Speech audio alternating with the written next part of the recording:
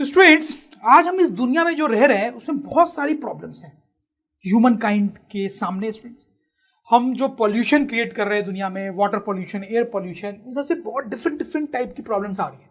उसमें से एक बड़ी इंपॉर्टेंट प्रॉब्लम और खतरनाक प्रॉब्लम है ओजोन लेयर डिप्लीशन।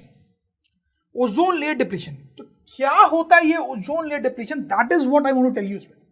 तो सबसे पहले तो आप देखो कि what is this ozone. Ozone क्या है?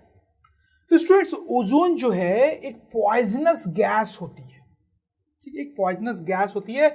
आपने इसके बारे में थोड़ा पहले ही पढ़ा होगा। इसका फॉर्मूला होता है O3, मतलब ऑक्सीजन के 3 एटम्स, ऑक्सीजन के 3 एटम्स मिलकर इसको बनाते हैं स्टूडेंट्स। फाइन। अब स्टूडेंट्स, ये ओजोन गैस पाई कहां जाती है?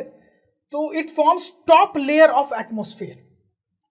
तो स्टूडेंट देखो, ये हमारा अर्थ है और उसमें एटमोस्फेयर है, हवा है उसके नाम। तो उसका जो बहुत अपर लेयर है, एक बहुत ही ऊपर एक जो लेयर है उसमें एटमॉस्फेयर की, उसमें ओजोन गैस पाई जाती है। ठीक है, तो आप ऐसे सोच सकते हो कि अर्थ के एटमॉस्फेयर में ऊपर एक पूरी कवर टाइप की है ओजोन लेयर की, एक कवर टाइप की ओजोन लेयर की है। ठीक है, अब ये जो ओजोन लेयर है ये बनती कैसे है, एटमॉस्फेयर में कैसे बनती है? तो बड़ा सिंपल स्टूडेंट्स, देखो क्या होता है कि देखो ऑक्सीजन है हमारे एटमॉस्फेयर। एटमॉस्फेयर क्या है स्टूडेंट्स? ऑक्सीजन। ठीक है, सन से लाइट आती है, ये तो हमें पता ही है। उस लाइट में अल्ट्रावायलेट रेज होती है, अल्ट्रावायलेट रेज। इन अल्ट्रावायलेट रेज के प्रेजेंस में जो ऑक्सीजन है वो ब्रेक डाउन कर जाता है। तो जो ऑक्सीजन है वो in presence of ultraviolet rays break करके O+O बनाता है। O के 2 डिफरेंट एटम्स अलग अलग हो गए in the presence of ultraviolet raise. फिर क्या होता है कि इसमें से एक ऑक्सीजन का जो एटम है वो किसी ऑक्सीजन मॉलिक्यूल से रिएक्ट करके O3 बना देता है, विच इज आवर ओजोन।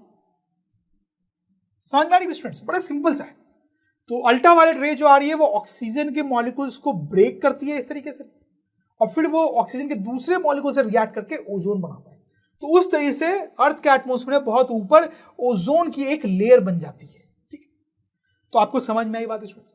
हालांकि ये ओजोन जो है पॉइजनस है, लेकिन हमें इसे घाटा क्यों नहीं है स्टूडेंट्स?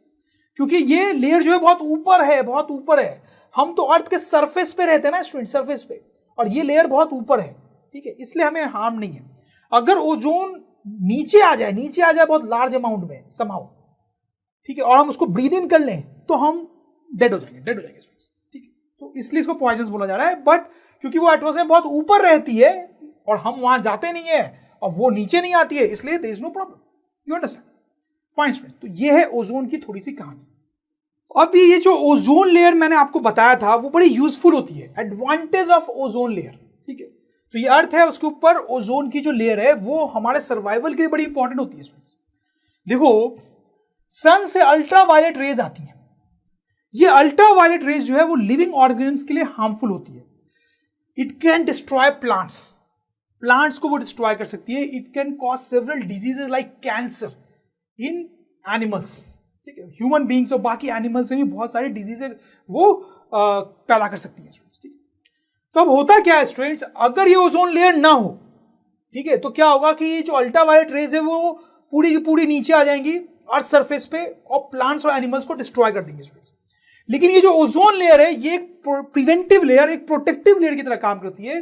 तो होता क्या है कि अल्ट्रावायलेट रेज जब आती है तो ज्यादातर अल्ट्रावायलेट रेज टकरा जाती है ओजोन लेयर से और वापस चली जाती है, वो अंदर नहीं आ पाती है। सिर्फ थोड़ी से ही अल्ट्रावायलेट रेज जो है वो अंदर आ पाती है, तो वो थोड़ी से उतनी हार्मफुल नहीं होती है। तो इस तरीके से ये जो ओजोन लेयर है वो अल्ट्रावायलेट रेज से हमें बचाता है स्टूडेंट्स। वो अल्ट्रावायलेट रेज को अर्थ के सरफेस तक पहुंचने नहीं देता है इन लार्ज अमाउंट। तो स्टूडेंट्स, हम लिख सकते हैं इसको कि ozone layer does not allow large amount of ultraviolet rays to enter our atmosphere and thus protects us and all other living beings on the planet. ठीक है स्टूडेंट्स, फाइन। तो स्टूडेंट्स, ओजोन क्या है ये आपको समझ में आ गया। अर्थ पे ओजोन की एक ऊपर लेयर होती है ये आपको समझ में आ गया। अल्ट्रावायलेट रेज को वो डिफ्लेक्ट करती है वो आपको समझ में आ गया। ठीक है, अब ये डिप्लीशन क्या है? डिप्लीशन, तो देखो स्टूडेंट्स क्या है, अगर ये आप अर्थ का मैप लो, ये अर्थ है, ग्लोब है हमारा, तो अंटार्कटिका रीजन के ऊपर ये जो लेयर है बहुत थिन हो गई है। क्यों थिन हो गई ये भी मैं आपको बताऊंगा, बट अंटार्कटिका के ऊपर ये लेयर काफी थिन हो गई है ओजोन लेयर वाली। और आर्कटिक के ऊपर भी बहुत ज्यादा थिक नहीं है, बट अंटार्कटिका के ऊपर तो बहुत थिन हो गई है। तो अंटार्कटिका के ऊपर बहुत थिन हो गई है तो स्टूडेंट्स क्या होगा, वहां से बहुत सारी अल्ट्रावायलेट रेज जो है वो अर्थ के सरफेस पे आने लगेंगी स्टूडेंट्स, और उसके आने से एनिमल्स और प्लांट्स और ह्यूमन बीइंग सबको हार्म होगा students, right. So that is called ozone layer depletion, कि अंटार्कटिका के ऊपर ओजोन लेयर बहुत थिन हो गई है स्टूडेंट्स, ठीक है, which is very harmful thing. अब ऐसा क्यों हुआ students, that is what I want to tell you. तो स्टूडेंट्स रीजन क्या है इस ओजोन लेयर के डिप्लीट होने का, बड़ा सिंपल है स्टूडेंट्स। देखो आजकल बहुत टेक्नोलॉजी आ गई है, आजकल हम बहुत ऐसे अपरेटस यूज करते हैं जैसे refrigerator, AC, fire extinguisher, saving creams. ये जो चीजें हैं स्टूडेंट्स, इससे एक कंपाउंड इमिट होता है that is called chlorofluorocarbons. Chlorofluorocarbons gaseous form में इमिट होता है स्टूडेंट्स, इसमें क्लोरीन बहुत ज्यादा अमाउंट में होता है स्टूडेंट्स। तो ये जब इमिट होता है स्टूडेंट तो बहुत हल्का होता है, तो हवा में ऊपर राइज हो जाता है ये, ठीक है, और ऊपर जो ओजोन लेयर है वहां तक पहुंच जाता है, और इसका जो क्लोरीन है वो ओजोन से रिएक्ट करने लगता है स्टूडेंट्स। तो इसमें जो क्लोरीन है वो ओजोन से रिएक्ट करता है इस तरीके से स्टूडेंट्स, आप समझ रहे हो। इन सब्सटेंसेस से जो क्लोरोफ्लोरोकार्बन इमिट होते हैं उसमें क्लोरीन होता है, वो ऊपर जाता है एटमॉस्फेयर में, ऊपर जाके ये क्लोरीन ओजोन से रिएक्ट करता है और ऑक्सीजन बनाता है स्टूडेंट्स। तो आप देख सकते हो इस रिएक्शन में क्या हुआ कि ओजोन जो है वो ऑक्सीजन में कन्वर्ट हो गई स्टूडेंट्स। तो ओजोन का अमाउंट क्या होता जाएगा स्टूडेंट्स, कम होता जाएगा, कम होता जाएगा, तो ओजोन लेयर इफेक्टिवली क्या हो जाएगी, पतली हो जाएगी, पतली हो जाएगी। तो students that is the reason of depletion of ozone layer. तो स्टूडेंट्स अगर आपको ओजोन लेयर का डिप्लीशन कम करना है, उसको डिप्लीट होने बचाना है, तो आपको क्या करना पड़ेगा, क्लोरोफ्लोरोकार्बन्स इमिट करना बंद करना पड़ेगा। मतलब ये जो डिवाइसेस हम यूज करते हैं वो कम से कम यूज करने होंगे students. I hope you understand students. तो ओजोन लेयर की डिप्लीशन एक बड़ी समस्या है स्टूडेंट्स दुनिया में, और उसको रोकने के लिए दुनिया भर की गवर्नमेंट ने मिलकर कुछ प्रिवेंटिव मेजर्स लिए हैं स्टूडेंट्स।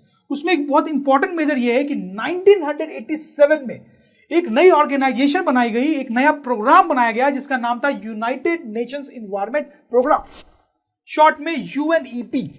इस प्रोग्राम के अंतर्गत दुनिया के सारे डेवलप्ड कंट्रीज ने मिलकर एग्रीमेंट किया स्टूडेंट्स कि क्लोरोफ्लोरोकार्बन्स का प्रोडक्शन वो अपने अपने देश में क्या करेंगे, कम करेंगे स्टूडेंट्स, ठीक है। इस प्रोग्राम के अंतर्गत सबने मिलकर ये कसम खाई, मतलब ये एग्रीमेंट किया कि क्लोरोफ्लोरोकार्बन्स हमारे कंट्री में कम प्रोड्यूस किया जाएगा, जिससे स्टूडेंट्स क्या हो गया, डिप्लीशन रीजन जो है ओजोन लेयर का, उसकी हालत अब बेटर हुई है, फाइन। तो स्टूडेंट्स अगर ड्रोन स्टडी की ये वीडियोस आपको अच्छे लग रहे हैं तो आप प्लीज इनको लाइक करें, सब्सक्राइब करें, कमेंट्स लिखें स्टूडेंट्स, अपने थॉट्स बताएं, हमारे साथ शेयर करें कि आप और क्या चाहते हैं। और इतना ही नहीं स्टूडेंट्स, सबसे इंपॉर्टेंट नीचे शेयर बटन पे क्लिक करें और अपने दोस्तों के साथ इन वीडियोस को व्हाट्सएप और फेसबुक पे शेयर करें स्टूडेंट्स, ताकि वो भी इन वीडियोस का फायदा उठा सकें स्टूडेंट्स, राइट।